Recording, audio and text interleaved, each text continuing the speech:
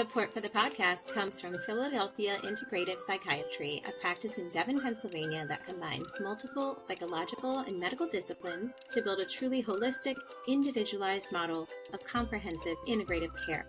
By providing all of their services under one roof, they aim to bridge a gap in mental health treatment. Their marriage between mental health and physical health helps to identify core sources of distress for their patients, be it psychological, medical, or a combination of both. Their team of mental health professionals and nutritionists have varying backgrounds, education, and emphases. They truly have someone for everyone. Learn more at phillyintegrative.com. Hello, and welcome to Parenting Stuff I Wish I Knew Sooner, and I Want You to Know Now. I am your host, Erica Desper, founder of the Center for Confident Parenting and a mom who seems to learn everything I need to know the hard way. My guest today is Steven Mavros, a dad, an acupuncturist, and herbalist with over 20 years of experience and a focus on female and male fertility. He works hand in hand with reproductive endocrinologists and is often found treating on site at fertility clinics and has helped pioneer the acupuncture for fertility field in Philadelphia. Steven, thank you for joining me. Thanks for having me. It's great to see you. I'm very excited to have you. So I know you, but not everyone does. So first, tell us a little bit about yourself, your family, and how you came to this area of expertise. Sure. So let's go. I'll do professional first. So I as you said, I've been an acupuncturist. That's kind of how I started it. I've been doing now, my God, I'm 22 years in, and have run the Healing Arts Center, and we have 4 locations. I am really dating myself, but that's okay. I mean, the gray dates myself. I don't need to talk about it. I like it. I like the salt and pepper. So we have 4 offices, 2 in the city in Philadelphia, 1 in Bryn Mawr, 1 in Exton, with 11 acupuncturists, and all of us have a bend towards women's health and infertility. Some are. We also do lots of other stuff like pain and what a lot of people traditionally think of acupuncture. But since I first started practice, my 3rd patient was a fertility patient. She was going through IVF. And there had just been a study showing acupuncture might make IVF a little more successful. So she brought me into her clinic.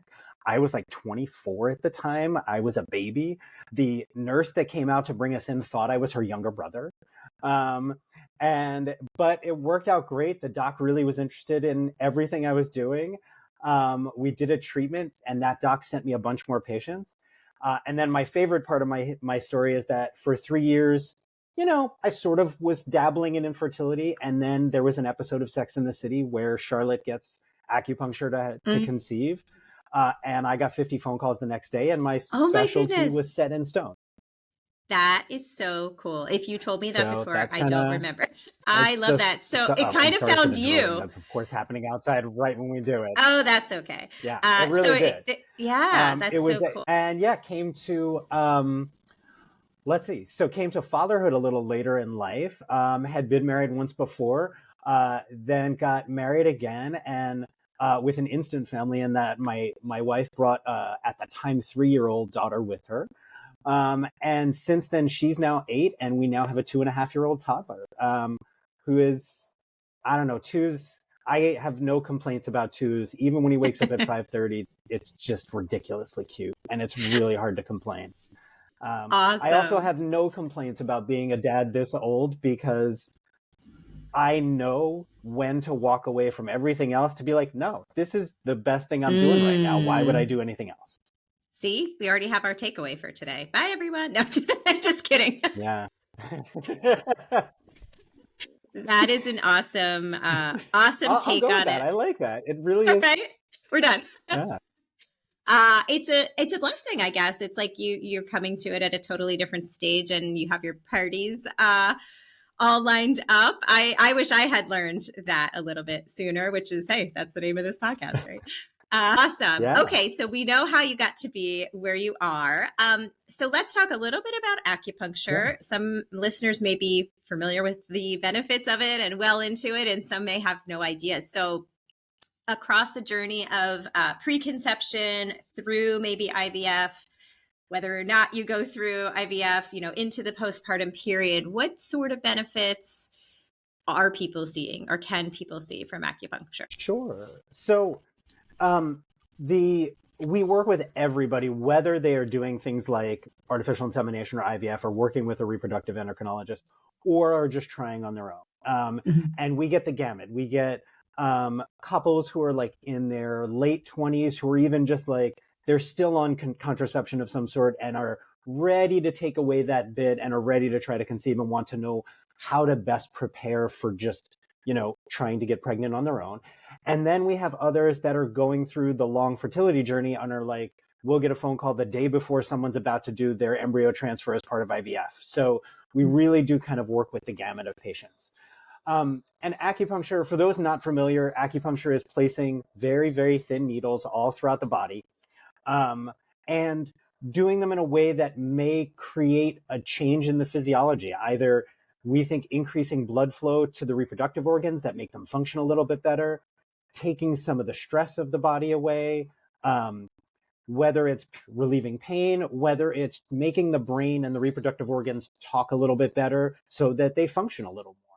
So a good example of that is we do have a good amount of patients who come in who may not ovulate or get their periods every month.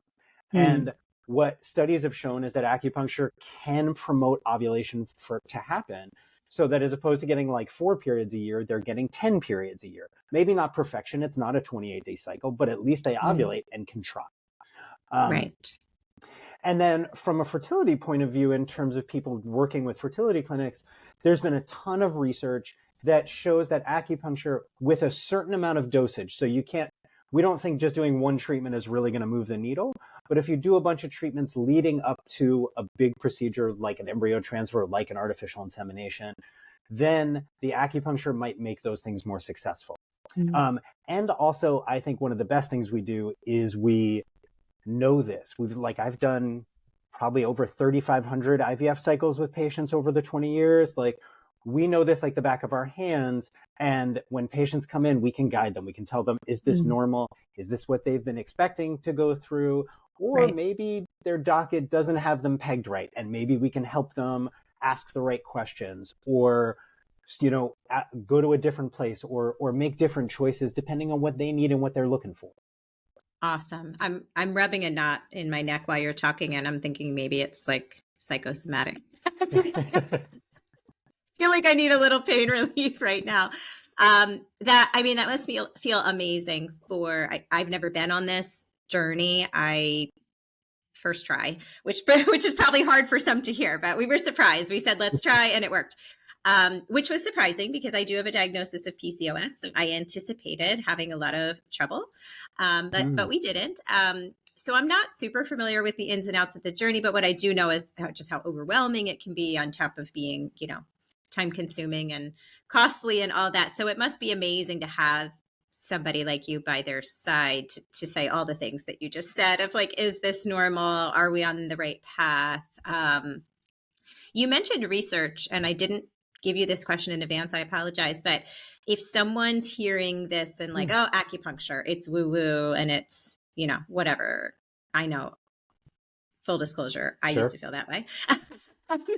Can you just speak briefly to like, this is an evidence-based practice with proven results, right? Particularly in the area of fertility. Yeah. So I recently did a joint talk with one of the fertility doctors, and one of the first things she always says about me is, okay, this is Steve. He's not a woo-woo acupuncturist. Like, there's no sage, there's no crystals. I don't talk about chi, I don't talk about energy. Everything we practice in our practice, and every acupuncturist is different, is very evidence-based, and as much scientifically based as possible. Granted, we're still using concepts and tools that are 3,000 years old, but we are trying to apply them in a way that we think works and we think actually works. So and this kind of speaks a little bit to maybe why a lot of people are questioning acupuncture, but one of my favorite studies on acupuncture came out from Germany. They had a huge group of people who get migraines and tension headaches.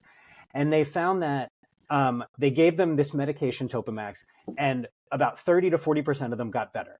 And we think, okay, that's only a little bit better than placebo. So then we added 2 arms of acupuncture. One was literally just randomly sticking needles in the body. And they got better 40 to 50% of the time. And then was using the actual acupuncture points the way we know how to do it, and they got better 50 to 60% of the time. So acupuncture is a weird thing. We know it's effective. The research shows it's good, but there's also probably a placebo effect. It's a little bit of both, which in my mind is great. I get to use both. I'm all on board for that. Right. But yeah, there's definitely evidence out there. There's, not to poke the Germans a lot, but they do a lot of cost benefit analyses to see if they did one on knee pain to see if our health insurers are going to cover this, is it worth it, or should we just give them Advil? And they found that acupuncture, particularly for the one thing they studied, was worth it. So to me, that tells me we know it works. We just don't know how it works. And that's our biggest conundrum. Or why. Hey, I don't question things that work. Awesome. Yeah, I think that's really important for someone who's maybe skeptical or kind of anti-woo-woo like myself to know that not everyone kind of approaches it from that place. And hey, if you love woo-woo, good, great. There's that too.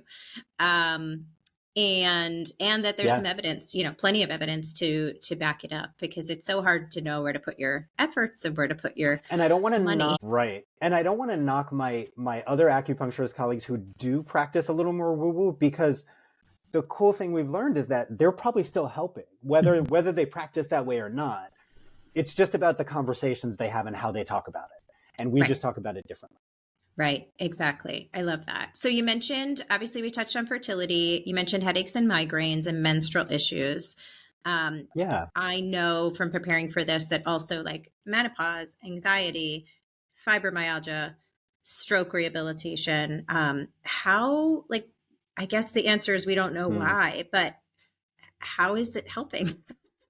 Guess you kind of already answered this, but I'm posing the question again. So this is, well, we have, the hard part for us is we have tidbits. We have little bits of information that tell us some things. So like pain, for example, if someone's coming in with a lower back pain, one of the easiest examples, when you put a needle in a muscle, that muscle changes. It kind of freaks out a little bit and it jumps. And sometimes that makes it start to work again. And a lot of times we don't realize that pain in the body is a part of the body that's not functioning the way it's supposed to.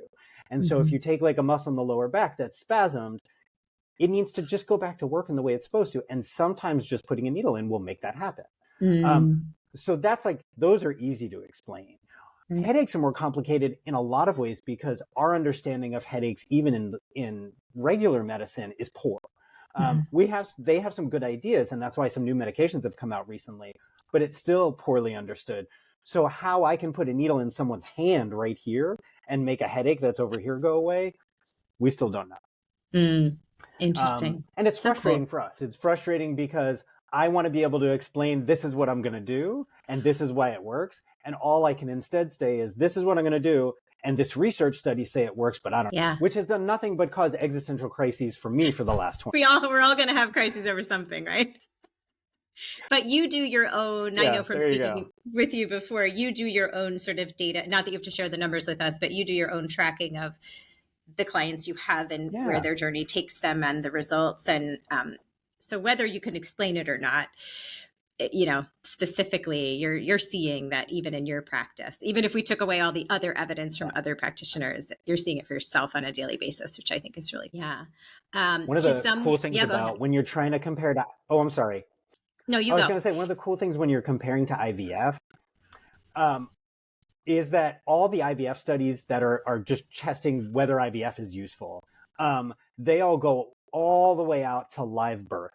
And so we do the same thing, and we follow our patients along through all that process, which is actually really cool, because then we have also shown why we can be helpful during the pregnancy and after the pregnancy in that fourth trimester.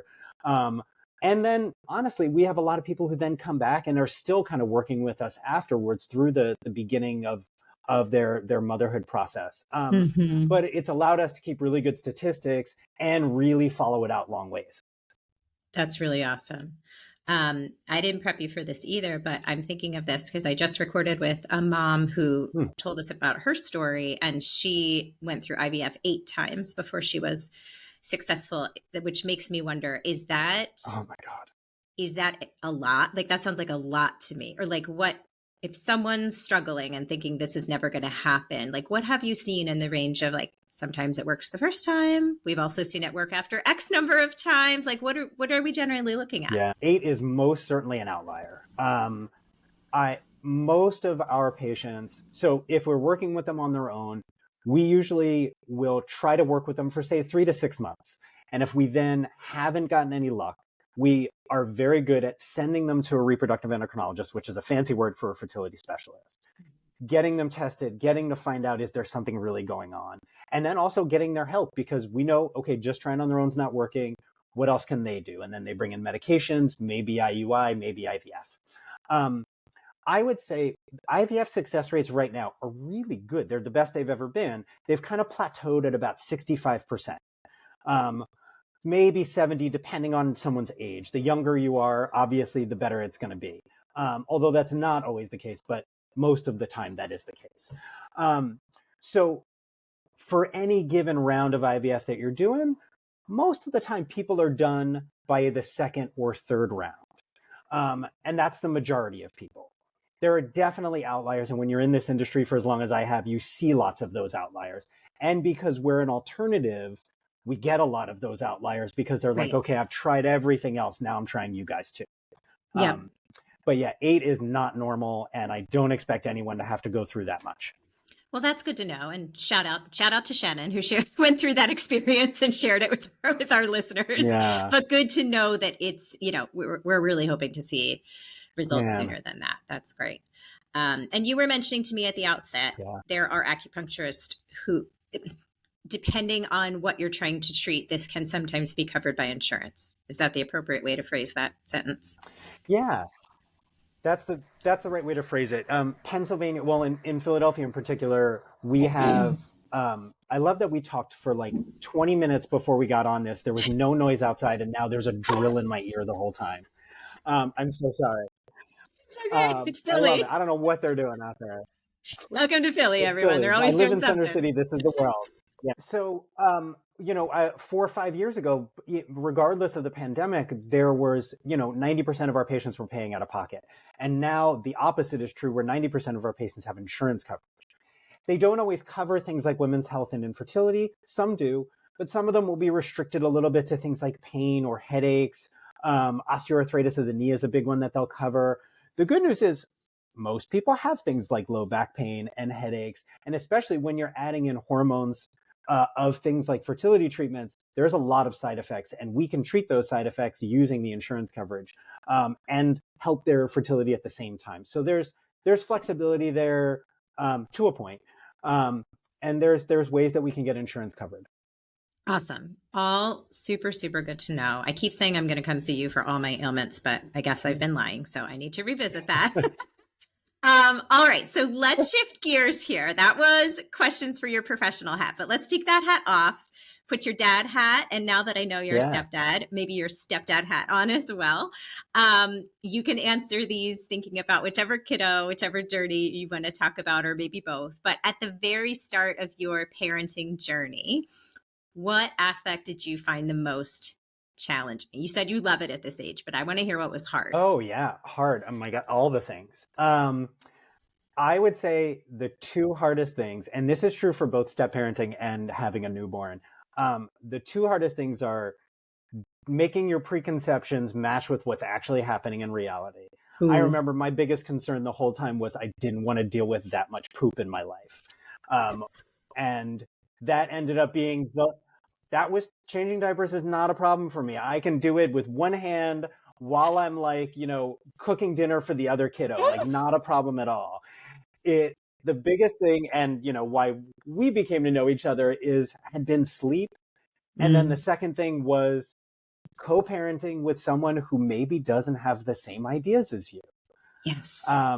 And that is, the biggest thing that's been the hardest. And it's not to say that we are not good co-parents. I think we are. But even in the little, like, individual day-to-day decisions, we don't always choose the same thing. And we always look at each other like, what's wrong with you? Why would you pick that versus this? And those things have been interesting.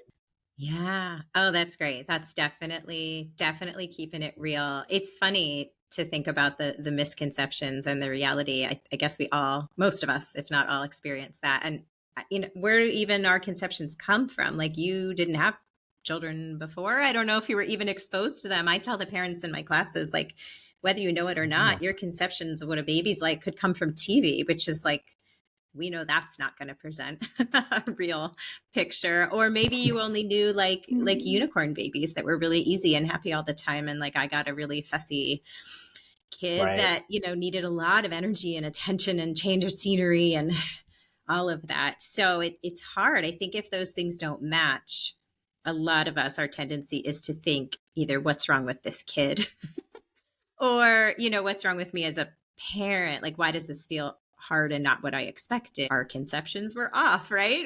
When they were based on maybe something not true. So that's a really good one to hear. You're throwing out a lot of Yeah. gems today. Go ahead. I'll give you a really good example. So my I think maybe 6 months or 7 months in to when my son was born, so he's now 2.5. For both parenting and for just everything else going on in life, I started seeing a cognitive behavioral therapist, because I was just, we were coming out of the pandemic. There were things going on in the neighborhood that were freaking me out a little bit, and it was just like I just wanted to find a little more center. And I found that I needed to be prepared for everything, and prepared meant like 10 minutes before we were about to put the baby to sleep, I would give the baby to my wife, run into the room, close the curtains, turn on this light, get the pacifier. Like I literally wanted everything laid out perfectly, which if you knew me 5 years ago, that is not my life. Like that is, I am very much a fly by the seat of my pants kind of person. Maybe I'm a little different in my practice. I have noticed over the years, I'm very particular about how my acupuncture space is set up. Sure. And it surprised me that was the personality that comes out in parenting, not my regular day-to-day personality. Yeah. Interesting. And that would be a very stressful way there isn't always prep time. These things kind of need to happen when they need to happen. Oh yeah. My and there aren't always enough said, hands. you cannot prep. No more prepping. Right. It's hard. I feel the same way about parents who are really they really need a daily schedule, and then they get this newborn that has no circadian rhythm yet, no internal clock. They don't know the difference between night and day. They are disorganized, which is how they're supposed to be. So it's not a problem that needs to be solved, but that doesn't mean it's not problematic for the parent, especially if they were working outside the home and coming from like a corporate job with like meetings at certain times and lengths. And they're like, what are we doing here? It's the mismatch. I think the mismatch is really, really, really difficult. All right. So that was early on. Now you are obviously farther in. Are you finding different things challenging now? What are those? I think the challenge, I think it's similar. And the hard part is flexibility. I have an idea of how I expect a day to go, even like individual moment to go. Like right now, my son refuses to sit in a high chair. He will only sit in a bench or his own little chair. And when he's in his high chair, he eats, and he eats everything. And if he's on his own, he doesn't eat at all. Like he barely touches his food, and then gets cranky. And there's a lot more like, I lose that bit of it's not control, but I lose that pattern that allows him to like kind of line up for success through the rest of the day. And being flexible with that, letting him make his own choices has been hard. Like, God forbid they have a will of their own. And, he's 2 now. He's got a lot of it. Like even just fighting the other day, we're at this playground. It's 45 degrees outside. Yes, it's warmer than it had been. It wasn't snowing on the ground. And he's like, here's my jacket. I'm not wearing this anymore. And I was like, what are you talking about? You're not wearing this jacket anymore. It's like 40 degrees out. And he was like, no, thank you. I love it. That's his best one. His best one is, no, thank you. Hey, I mean, he knows how to advocate for himself. Oh, you get to make You get to make this decision. I guess that's true. Okay, cool. There's It's so hard. much there's so much like myself in that situation. I now, or especially before, maybe less now, would be so worried of like, what is everyone else going to think if my kid's here without this jacket on in this cold weather? Like, are they going to think I'm disorganized or I'm a bad parent or I don't care? I think we had to let some of that go too. And I did have a woman shame me one time. So maybe that's where that comes from. She was an older woman Oh at a God. toy store. It was freezing out, but we left our coats in the car and just walked to the door. Like we were outside for 2 seconds. I didn't want to carry our coats in the store. And she like, where is his coat? I'll never forget it. And actually, he never forgot either. I think he was Oh my 2 or 3. God. And every time, he's now almost 14. Every time we drive past that place, he goes, remember that mean lady that yelled at you? So there's so many reasons why some of this stuff can be hard. You're worried about your kid being cold, but you're also worried like how you appear to other people and are you going to be judged? But you're right. It's like you got to pick your battles. There and logical, natural consequences are Oh, great. If he starts to feel cold, he'll probably choose the jacket back. But you got to like make peace with that, right? I think this is an interesting thing. We were talking about like, having this male perspective of things. As a dad who is there and attentive, I get too much credit.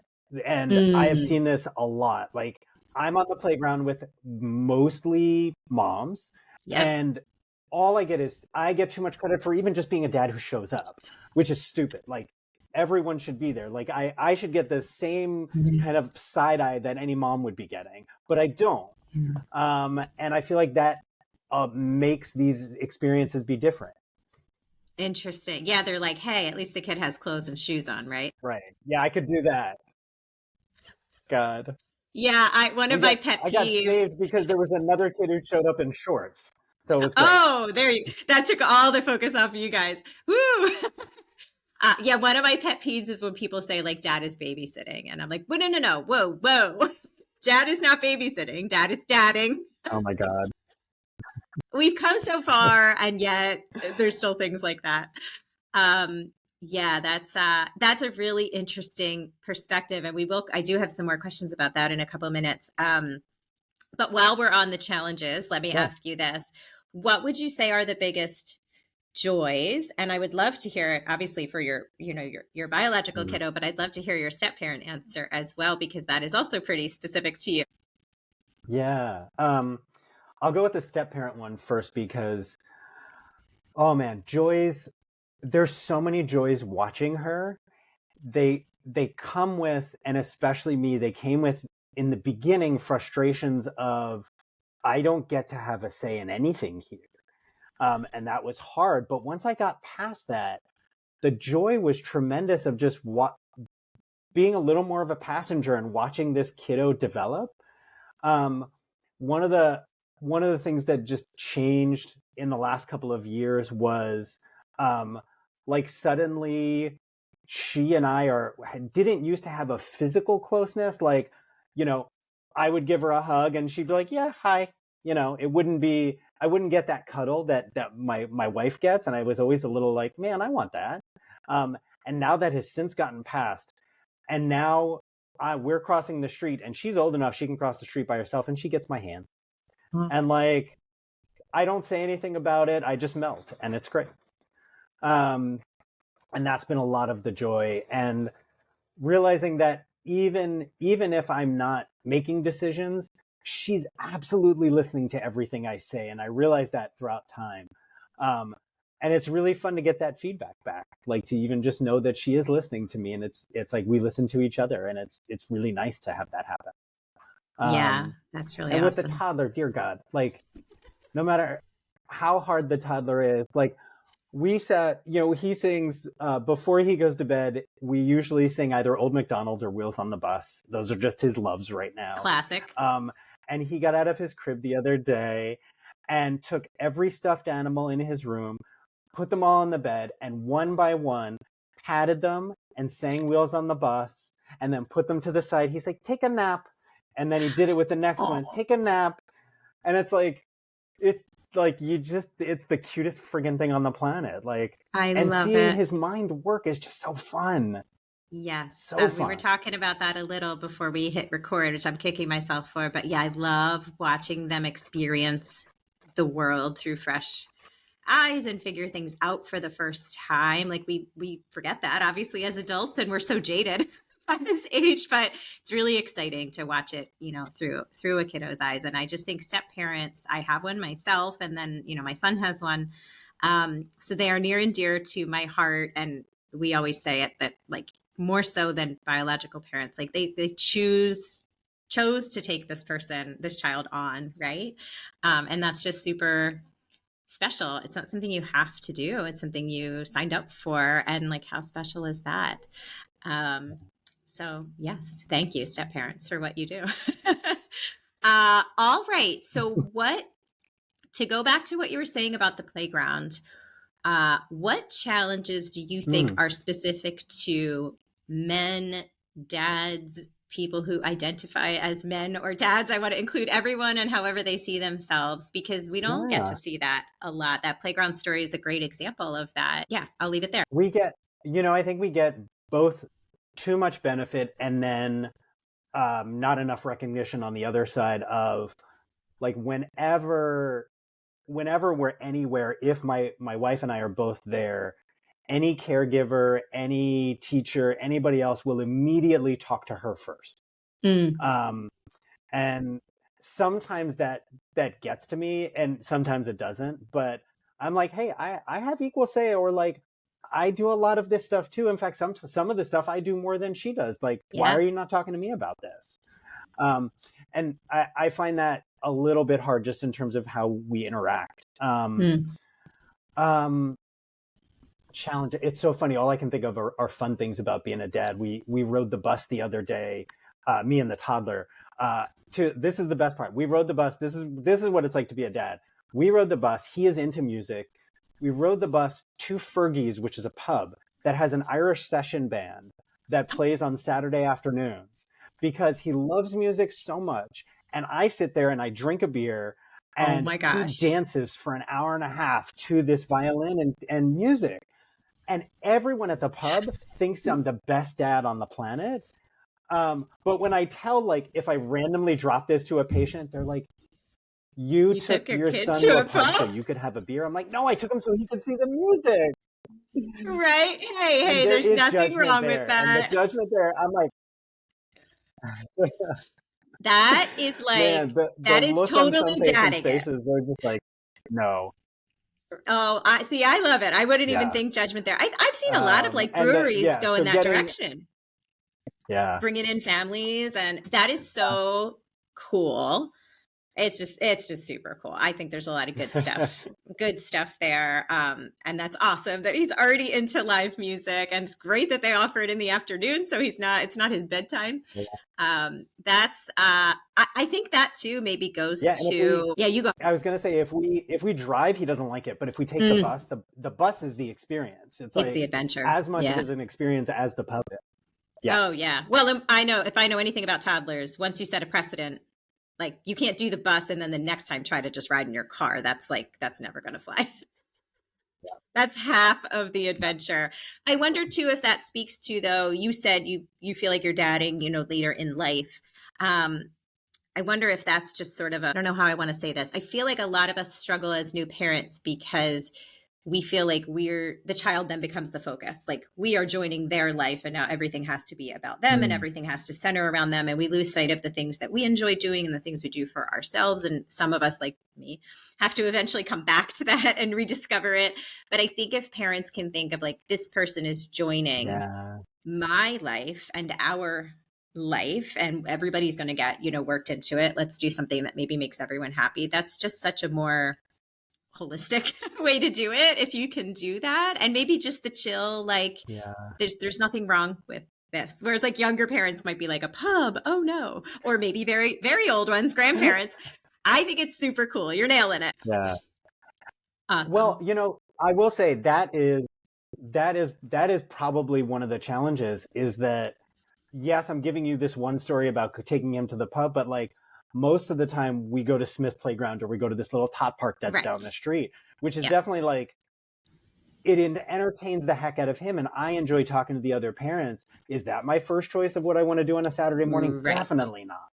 Right. So it has been a struggle, me remembering that the things that I like to do, he can just come along and it's fine.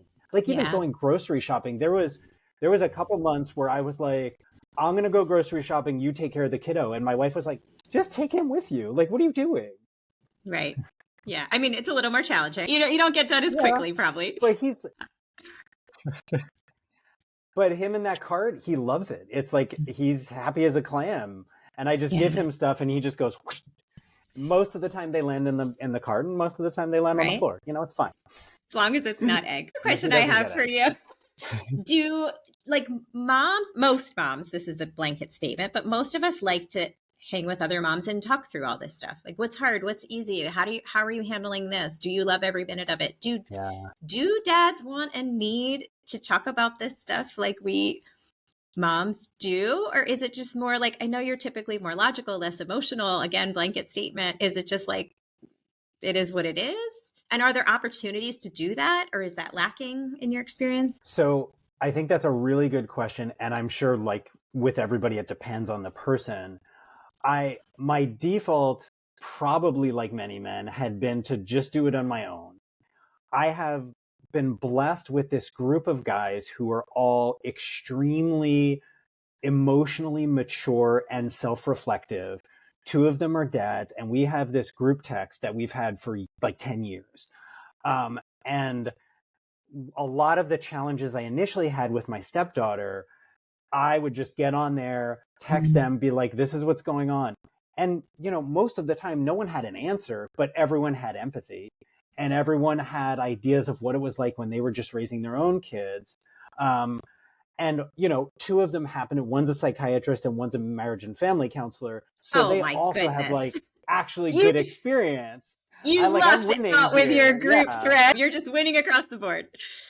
So they're so tremendously helpful. And often my wife's first thing she'll tell me is when I'm getting stressed out or when I'm becoming grumpy cat, which happens a lot.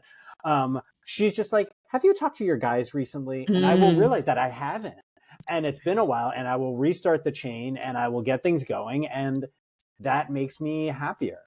And I find talking to other parents, like when I'm at, talk about things I never thought I would do in my life. This toddler playground that's at 22nd and Christian, if it didn't exist, my life would be less.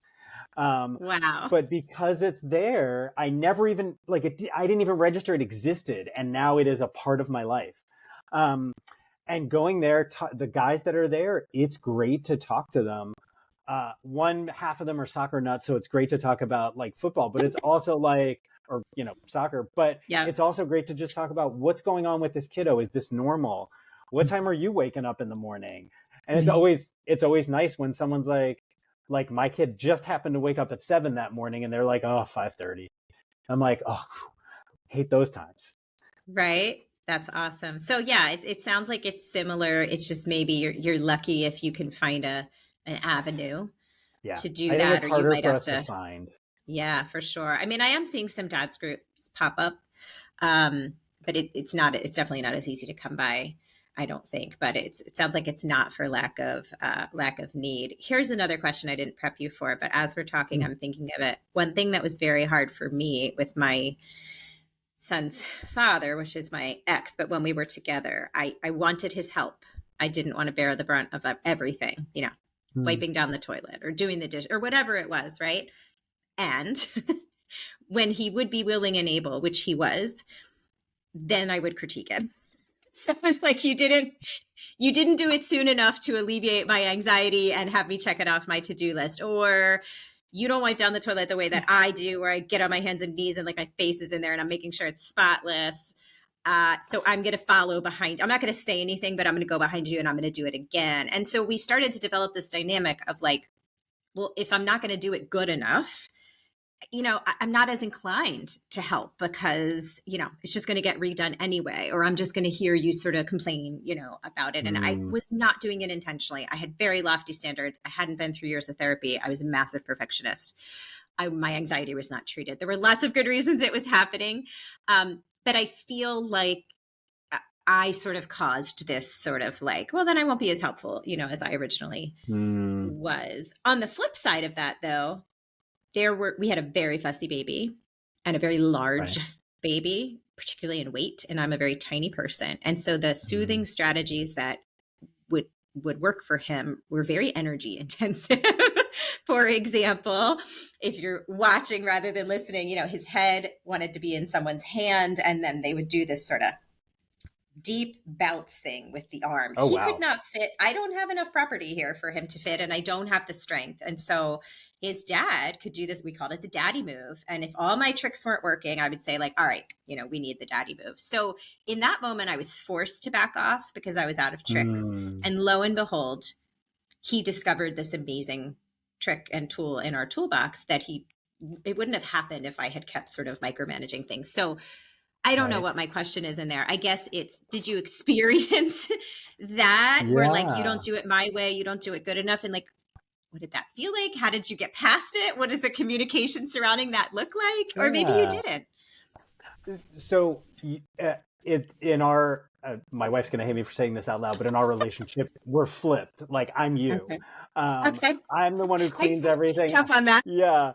Especially with like the cleaning and the dishes and the cooking and all the other stuff. That's all me. But in a way, it's also the same thing when we're doing this parenting stuff. And it doesn't end. It's a constant struggle. It's always there. We're just learning. Both of us are learning to just, me in particular, learning to just be like, oh, you're allowed to have another way of doing it. And that way is fine. And sometimes that way is far superior to what I'm doing. I feel like one of the biggest challenges with us have been, she's just a lot more relaxed about everything, which sometimes is absolutely perfectly the better way to be. And sometimes on things like with sleep training, not quite the best way to be. And so like, maybe a couple of months ago, our toddler was getting to a point where she was spending so much time at night because she just enjoyed it so much that she wasn't leaving the room early enough. And then he started crying again, and we needed to do a little quick renewal of sleep training again. And it was really, every time she did it, it's so hard for me now not to comment, like, what are you still doing in the room? Get out of there. Like, stop taking so long. And micromanaging her, like, her time in there with him. Mostly because I just hate the portion of sleep training that involves tears. Yes. Because, like, I can't stop hearing it for, like, 2 weeks after. But yeah, that has been a constant challenge and something that I'm sure she hates about how I am. And we're still working through it. It gets better and it gets worse every day. Yeah, exactly. Well, that didn't go the way I exactly thought it was going to go, but we have some couple friends where I'm more I don't know why I have the more male tendencies, or they have, whatever, where like, the relationships are flipped and the dynamics. We all meld together the way we meld together. And, I guess that's why they say opposites attract. You end up like, there's going to be someone for every situation. Yeah. And, some things are going to be easier for some, harder for others, but it's good that good to hear we're not alone. Good to know you're working through it. I have 2 more questions for you. We are near the end. Let's stay, I guess, on the parenting. I'll do these out of order. So while you're still wearing your parenting hat, what is one thing you've learned on your step parenting journey, maybe that we haven't touched on yet, that you wished you had discovered sooner, learned sooner, tried sooner, that you could share with other parents so they know it now? It's a hard one. Let me think for a sec. Yeah. Or it could be something we already said that you want to stress. Oh man. I think coming to it later in life, there is part of my planning means I'm always thinking about what's coming next. And making sure that, and like, this is often a struggle between my wife and I of like, I always know what time it is, and I always know what time he needs to nap or he needs to do X. And I'm always leaving someplace at the right time. And she just doesn't care. And suddenly it's like, oh no, it's like nap is 5 minutes. It's a 10-minute drive away. He's going to be tired, whatever. But what it does is it takes away from just presence. It takes away from just being there and being in the moment. And what I've learned, I think one of the easy things because I was older, um, when he was very, very little, being in the moment was super easy. Um, when there's a lot more things going on with my stepdaughter, things going on with him, when there's a lot more to juggle, it gets harder to do that. But my God, the happiness if you just sit there and just watch and just hang out and don't care about anything else and just hang out with them. Do you do it a lot? No, you do it in the moments. You do it in these short little stints, and it's beautiful. And then you can take away all the guilt of like the next hour where you have to go like wash the dishes while he's doing something else. Yeah, because there's dad guilt, right? Like we talk so much about mom guilt, but what you're saying is what we're talking about. Like if you're at work, you feel bad you're not with your kids, and if we're with your kids, you're worried about what's going on at work. That's not exclusive to women and mothers. Yeah. And I work till like there are 2 nights a week where I'm working till 7 or 8. And those nights, most of the time, I don't get to see him. So usually the next day I far overcompensate. Like I want to be there right when he wakes up. I want to be like hanging out with him all the time, even though I'm like exhausted from working till 8 o'clock the night before. Clearly you're overcompensating. You're taking him to a pub for a beer. You're like, hey kid, come with me. I'm going to make this up to you. Yeah. That's awesome. Yeah. I mean, it's nice to hear it's just kind of across the board. It's a parent thing, however you identify, whatever gender, like it's a human thing. It's a parent thing. There's so much we could be worrying about. I know my son is a big next person. Talking about loving how your kid says things. He's going to turn 14, but he's very visual. So he'll always say to me, tell me the layout of the day. Which I thought when I heard that, I was like, wow, you are so visual. Like, cause I'll pull up the color-coded Google Calendar cause I'm crazy and be like, okay, you can visually see your day, right? And more important to him, he wants to know the empty spaces between where he's not scheduled and he's going to be able to do, whatever he wants to do. And that actually helps his mood and his anxiety to see like, yes, we have a lot going on today, but don't worry, there's plenty. Anyway, I'm on a tangent, but I thought that was such cute language that he learned, but he would always say, what's next? What's next? And I'd be like, buddy, be in the now, not in the next. That's like a big mantra in our family. Yeah. So yeah, I definitely get what you're saying. Right. Yeah. What's funny is I was just saying you're giving me a good idea. I might actually try that with my stepdaughter because she is scheduled to the, end of her life like these days. Yeah. And like now that she has homework, she doesn't even have time to do homework. Like, but I actually think that might be really good for her. And, knowing when she's not scheduled, I think really just takes her anxiety down and would probably make her happy or make her be able to be in the moment.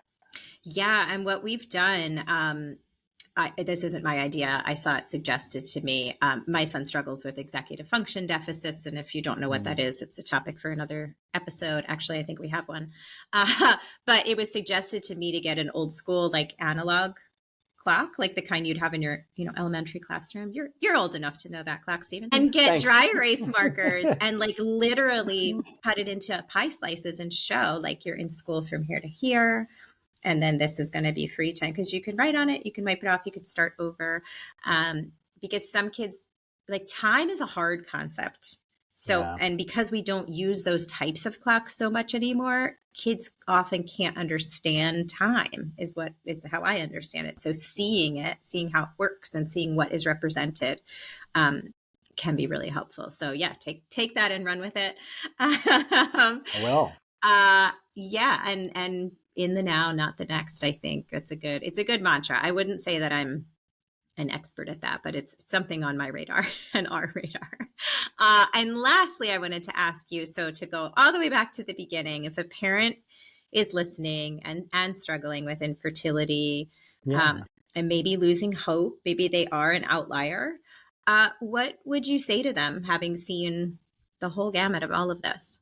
Yeah. And I mean, the first is that secondary infertility, if someone either became a parent through being a step parent or had no trouble conceiving the first time and then suddenly it's taking them years and years, it's common. It does happen a lot. And most of the time we end up figuring it out.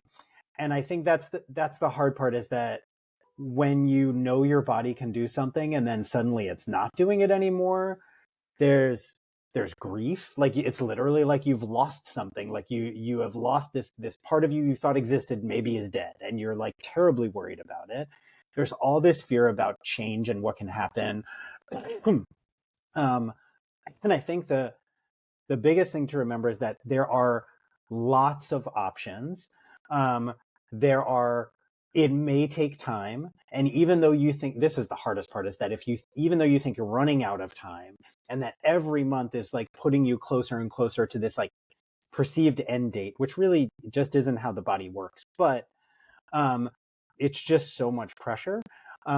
One of the benefits I think of what we do with acupuncture, and we actually have a study on it, which was interesting, was that in this particular study, they didn't do a ton of acupuncture treatment. So I think they didn't get as much to a dosage as they needed. But they went through an IVF cycle with a small amount of acupuncture. And the ones that failed found that they were able to do the next cycle because they needed another one and then were able to succeed. But that the ones that didn't do acupuncture had a harder time committing to another cycle or committing to just keep going. Interesting. And that resiliency was necessary. And sometimes when secondary infertility or someone who's already conceived once, the second tries don't always work the first time around as much. So they do need a second or third try. And the answer is just like, sometimes it's keep going and make sure you're having the conversations to know when you may need to stop if you've done a lot of things. Right. And having the people that are around, both the physician, someone like me, who know there is a time to be like, no, you can do this. Like, we just got to keep going. And okay, maybe this isn't working. Something else is wrong. Yeah, perfect. I think that's And super helpful. I want to just add one more thing, which is that one of the things I always tell people, both men who have trouble with conception and women who have trouble with conception, keep in mind that if there was trouble, it probably means there is something going on with your health, and you should keep exploring and keep figuring it out, not just after you've solved the problem of having the child. Keep looking at your health, keep taking care of yourself and making sure whatever it was that may have caused the trouble, that's all taken care of and that's not something that's going to come back around. Right. Think of it as a health issue, because it is. That's what it is. Right. Excellent. That's excellent advice.